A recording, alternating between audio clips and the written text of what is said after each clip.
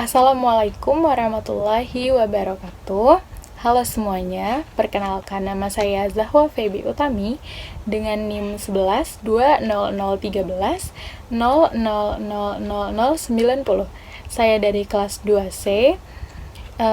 Video kali ini saya buat untuk memenuhi tugas ujian akhir semester mata kuliah fonologi yang diampu oleh Ibu Neneng Nurjanah M. Hum. Selamat menyaksikan semuanya. Pada pembahasan kali ini, terdiri dari 5 pokok bahasan. Yang pertama yaitu A. Analisis fonem dan pasangan minimal. B. Tabel IPA. C. Distribusi fonem. D. Jenis klaster. Dan E. Alofon. A. Analisis fonem dan pasangan minimal. Menurut Verhaar tahun 1984 menjelaskan bahwa pasangan minimal adalah seperangkat kata yang sama kecuali dalam satu bunyi. Menurut pakar lainnya, pasangan minimal adalah kata berkontras, yaitu dua kata yang mirip tetapi memiliki satu bunyi yang berbeda dan menghasilkan makna yang berbeda pula. Seperti pada contoh dalam tabel berikut ini. Contoh yang pertama yaitu fonem U dan fonem A. Fonem U dalam kata tungkai, sedangkan fonem A dalam kata tangkai. Tentunya dua kata ini memiliki bunyi yang berbeda dan juga nantinya memiliki makna yang berbeda pula. Tungkai yang berarti kaki, yaitu seluruh bagian kaki dari pangkal paha ke bawah, sedangkan tangkai berarti gagang pada buah seperti daun dan bunga. Tentunya perbedaan bunyi serta makna ini disebabkan oleh perbedaan antara fonem U dalam kata tungkai serta fonem A dalam kata tangkai. Lalu contoh kedua yaitu fonem P dan K. P dalam kata pasar dan K dalam kata kasar. Pasar artinya tempat orang berjual beli, sedangkan kasar artinya bertingkah laku tidak lemah lembut. Lalu perbedaan antara dua kata tersebut disebabkan juga oleh perbedaan atas fonem P dalam kata pasar, sedangkan dalam kata kasar yaitu fonem K. Lalu selanjutnya fonem K dan juga fonem B. Fonem K dalam kata kuku dan juga fonem B dalam kata buku. Kuku artinya zat tanduk tipis yang tumbuh melekat pada ujung jari tangan atau kaki, sedangkan buku yaitu lembar kertas yang berjilid. Tentunya perbedaan bunyi dan juga makna yang ada dari kata kuku serta buku ini juga disebabkan karena adanya perbedaan antara fonem K dan juga fonem B dalam kata kuku dan juga buku. Lalu selanjutnya yaitu tabel IPA. IPA sendiri adalah singkatan dari International Phonetic Alphabet, yaitu sebuah sistem alfabet yang diterima dan dipakai secara luas sebagai medium rekam fonetik suara bahasa oral. Sistem notasi ini dirancang dan dikembangkan oleh Perhimpunan Fonetis Internasional pada abad ke-19 sebagai medium representasi baku penuangan bunyi bahasa ke dalam bentuk tertulis. Tabel IPA pada tabel B ini berdasarkan dari fonem yang berada di tabel A. Yang pertama yang akan dibahas yaitu dari peta vokal. Pada peta vokal ini dibagi menjadi 3 bagian rongga mulut, yaitu ada bagian rongga mulut depan, tengah, dan juga belakang. Untuk intonasinya dibagi menjadi 3 juga, yaitu intonasi tinggi, sedang, dan juga rendah. Lalu untuk bentuk mulut sendiri dibagi menjadi dua, yaitu TB adalah tidak bulat serta B untuk bentuk mulut bulat. Untuk fonem U terdapat pada rongga mulut bagian belakang serta bentuk mulut yang bulat dan juga intonasi yang tinggi. Sedangkan untuk fonem vokal A terdapat pada rongga mulut bagian tengah berintonasi rendah, sedangkan untuk bentuk mulutnya yaitu berada di posisi yang netral. Selanjutnya yaitu peta konsonan. Pada peta konsonan ini terdapat bilabial, yaitu fonem yang terjadi karena penyempitan dari kedua bibir. Sedangkan untuk plosif yaitu konsonan yang dihasilkan dari sebuah letupan udara. Nah, pada kolom bilabial dan plosif ini terdapat dua konsonan, yaitu ada konsonan P dan konsonan B. Lalu pada kolom velar dan juga plosif ada konsonan K.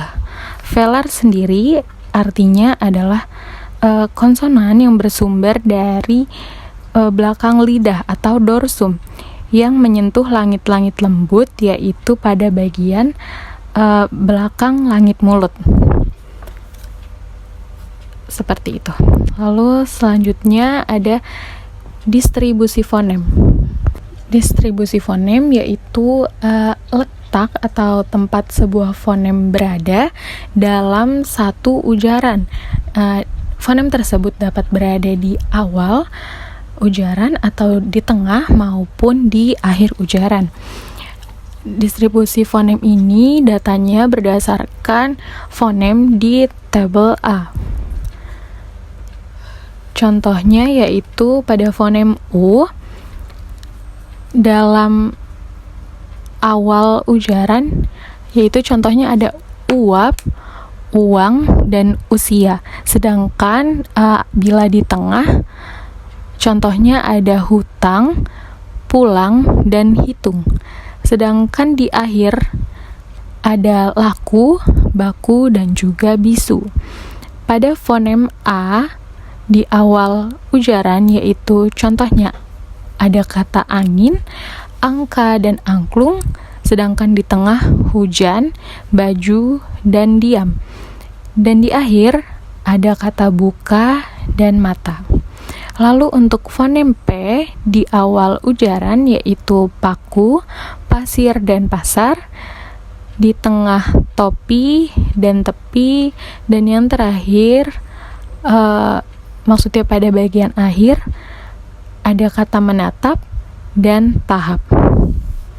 Lalu untuk fonem K, untuk awal ujaran ada contoh kata karang, kasar, dan kaku. Sedangkan di tengah ujaran ada kata sekat, suku, dan laku. Sedangkan di akhir ujaran ada kata panik, manik, dan pinak. Lalu untuk fonem B, di awal ujaran yaitu ada contoh kata besi, buru, dan juga buku. Lalu di tengah ujaran yaitu ada lebah, abadi, dan abad. Sedangkan di akhir yaitu ada kata biadab.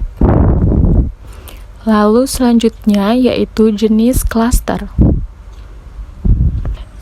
Jenis klaster. Klaster adalah sebuah bunyi konsonan yang dirangkap menjadi dua atau lebih. Contohnya pada tabel berikut ini. Yang pertama ada klaster KH. Contoh katanya ada kata khusus dan juga kasana. Kata khusus difokuskan pada silabel ku dan dalam yaitu huruf K, H, dan U. Struktur silabelnya yaitu KKV yang berarti konsonan-konsonan vokal. K untuk konsonan, H konsonan, U vokal. Lalu selanjutnya struktur fonotaktik terdiri atas O, O, N, yaitu onset, onset, dan nukleus. Onset adalah konsonan yang berada sebelum huruf vokal, sedangkan nukleus yaitu menunjukkan huruf vokal. Seperti itu untuk susunan kata khasana juga sama seperti susunan kata khusus. Lalu pada klaster KR. Klaster KR ada contoh katanya yaitu kreatif, kromosom, dan juga jingkrak. Pada kata kreatif yaitu difokuskan pada silabel kre yang terdiri atas huruf K, R, dan E. Struktur silabelnya yaitu K, K, V, konsonan untuk K, R, dan juga V untuk vokal. Lalu untuk struktur fonotaktiknya masih onset, onset, dan juga nukleus.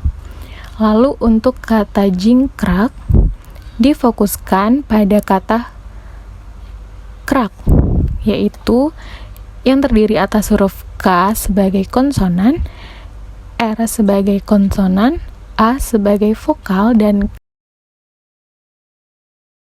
K sebagai konsonan. Lalu pada struktur fonotaktik terdiri atas onset, onset, nukleus, dan koda. Koda adalah konsonan yang berada setelah huruf vokal. Lalu ada klaster KS, yaitu contoh katanya pada paradoks. Silabelnya dikhususkan pada doks, yaitu terdiri dari huruf D, O, K, dan S. Struktur silabelnya yaitu K, V, K, K. Struktur fonotaktiknya yaitu O, N, K, K. Lalu ada klaster KL, yaitu contohnya ada klasifikasi,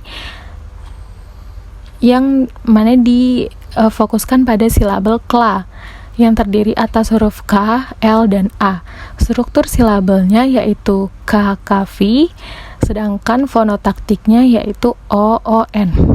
Lalu untuk yang terakhir ada klaster K, W, yaitu contoh katanya adalah kuartir, yang mana difokuskan pada silabel kuar, yaitu terdiri dari huruf K, W, A, dan R. Struktur silabelnya yaitu K, K, V, sedangkan fonotaktiknya yaitu O, O, N, K. E, allofon, yaitu sebuah perwujudan dari variasi bentuk fonem yang sesuai dengan lingkungannya. Pada allofon kali ini yang akan dibahas hanya fonem vokal saja. Lalu suku kata pada allofon terbagi menjadi dua suku kata, yaitu suku kata terbuka dan suku kata tertutup. Fonem U dalam suku kata terbuka terdapat contoh kata yaitu berubah, rumah, baju, setuju, dan duri. Mengapa disebut sebagai suku kata terbuka? Karena bunyi vokoid yang berdiri setelah bunyi kontoid. Lalu pada suku kata tertutup terdapat contoh kata bangun, hukum, peraturan, perut, dan bubuk. Mengapa disebut sebagai suku kata tertutup? Karena bunyi kontoid berada setelah bunyi vokoid, dan juga lambang dari U-nya berubah menjadi U besar. Lalu pada fonem A, dalam suku kata terbuka, contoh katanya yaitu ada kata basah, tanaman, masa, hati, dan sakit. Mengapa disebut suku kata terbuka? Karena bunyi vokoid berada setelah bunyi kontoid, dan simbol dari suku kata terbuka fonem A yaitu A kecil. Sedangkan suku kata tertutup pada fonem A contohnya yaitu kata berat, ringan, hujan, pusat, dan waktu. Mengapa disebut suku kata tertutup? Karena bunyi kontoid berada setelah bunyi vokoid dan dilambangkan dengan huruf A besar pada fonem A. Terima kasih kepada teman-teman yang sudah menyaksikan. Mohon maaf apabila masih terdapat banyak sekali kesalahan dalam video penjelasan saya. Wassalamualaikum warahmatullahi wabarakatuh.